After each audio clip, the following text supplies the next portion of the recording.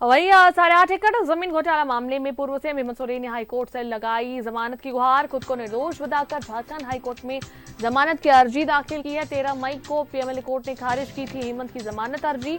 31 जनवरी को ईडी ने पूछताछ के बाद हेमंत को गिरफ्तार किया था।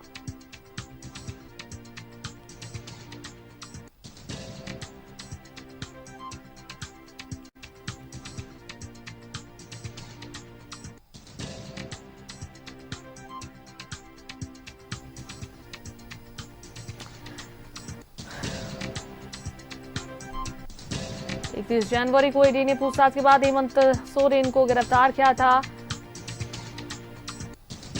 8.5 एकड़ जमीन घोटाला मामला, जिसमें पूर्व सीएम हेमंत सोरेन ने हाईकोर्ट से लगाई जमानत की गुहार। खुद को निर्दोष बताकर झारखंड हाईकोर्ट में दाखिल की जमानत की अर्जी।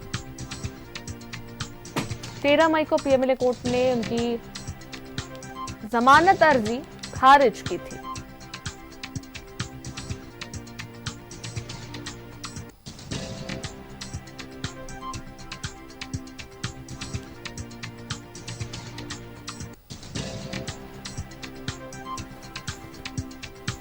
और इस पर अधिक जानकारी के लिए हमारे संवाददाता दीपक फोन लाइन पर जुड़ रहे हैं। सीधा उनका रुख करते हैं।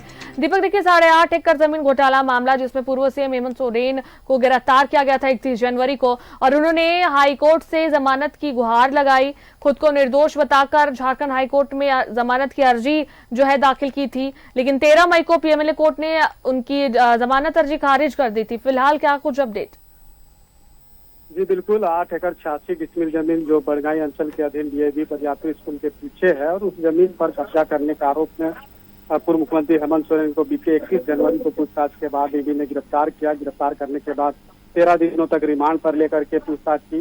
जैसे ही पूर्व मुख्यमंत्री हेमंत सोरेन की गिरफ्तारी हुई, गिरफ्तारी को झारखंड हाईकोर्ट में चैलेंज भी किया था। हाईकोर्ट से राहत नहीं मिली, फिर सुप्रीम कोर्ट गया था, लेकिन सुप्रीम कोर्ट से फिर उन्होंने अपनी जो याचिका है उसे वापस ले ली, क्योंकि सुप्रीम कोर्ट ने कहा कि एक टाइम पीरियड पर दो जगह आप राहत नहीं मांग सकते हैं, क्योंकि लोअर कोर्ट में जमानत की अर्जी भी दाखिल की थी और सुप्रीम कोर्ट में गिरफ्तारी को भी चैलेंज किया था।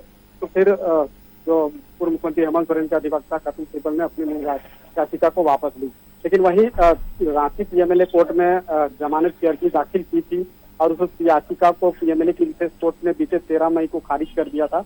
और खारिज होने के बाद अब झारखंड हाईकोर्ट का दरवाजा खटखटाया है। झारखंड हाईकोर्ट में जमानत की अर्जी दाखिल की है, और उस याचिका में कहा है कि उनकी जो गिरफ्तारी की गई है वो असंवैधानिक तौर से की गई है। उस जमीन पर कब्जा करने का जो एलिगेशन लगाया गया है वो बेबुनियाद है, यानी कि खुद को निर्दोष बताते हुए जमानत की अर्जी झारखंड हाईकोर्ट में दाखिल की गई है। अब जब झारखंड हाईकोर्ट में याचिका दाखिल हो गई है, तो कोर्ट का जो निर्धारित अगली तिथि होगी, उस तिथि में जब सुनवाई होगा, उसके बाद दोनों पक्षों के तरफ से क्या क्या दलीलें रखी जाती है और उसके बाद कोर्ट का क्या फैसला आता है, तो फिलहाल इसके लिए तो इंतजार करना होगा। जी चलिए, बहुत बहुत धन्यवाद दीपक तमाम जानकारियों के लिए।